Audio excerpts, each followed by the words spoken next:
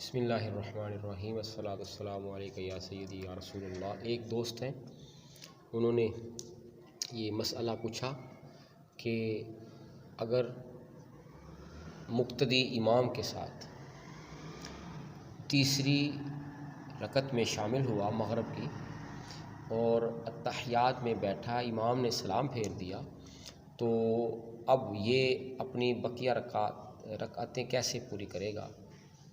اور اگر وہ دوسری رکعت میں کھڑا ہوا اکیلے پڑھنے کے لیے، امام سلام پھیر چکا ہے، تو اب دوسری رکعت میں اتحیات میں بیٹھنا تھا، نہیں بیٹھا، اور پھر تیسری رکعت کے لیے کھڑا ہو گیا اور پھر تیسری رکعت میں اتحیات میں بیٹھ کر سلام پھیر دیا، تو نماز ہوئی یا نہ ہوئی؟ تو اس کا شرعی حکم یہ ہے کہ اگر مغرب کی تیسری رکعت میں مقتدی امام کے ساتھ شامل ہوا اور تیسری رکعت مکمل ہوئی اور وہ کھڑا ہو گیا، تو اب وہ دوسری رکعت میں اتحیات میں بیٹھنا بھول گیا یا نہیں بیٹھا اور تیسری رکعت میں اتحیات قاعدہ اخیرہ میں بیٹھ گیا، تو ایسے شخص پر سجدہ سہو واجب نہیں ہوگا، نماز اس کی ہو جائے گی۔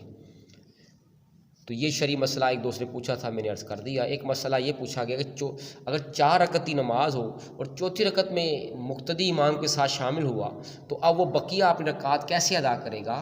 تو جب سلام پھر گیا تو اب وہ اکیلا کھڑا ہوگا، تو ثنا، سورہ فاتحہ اور 7 سورت ملائے گا۔ 2 رکعتیں مکمل ہوئی، اس کی ایک امام کے ساتھ پڑھ چکا تھا، تو اتحیات میں بیٹھے گا۔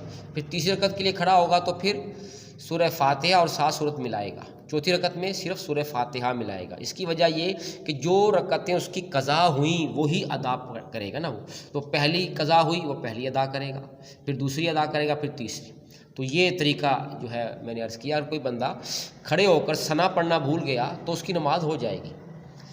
تو اللہ تعالیٰ، اللہ و رسولہ اعلم عز و جل، و صلی اللہ تعالیٰ علیہ وسلم۔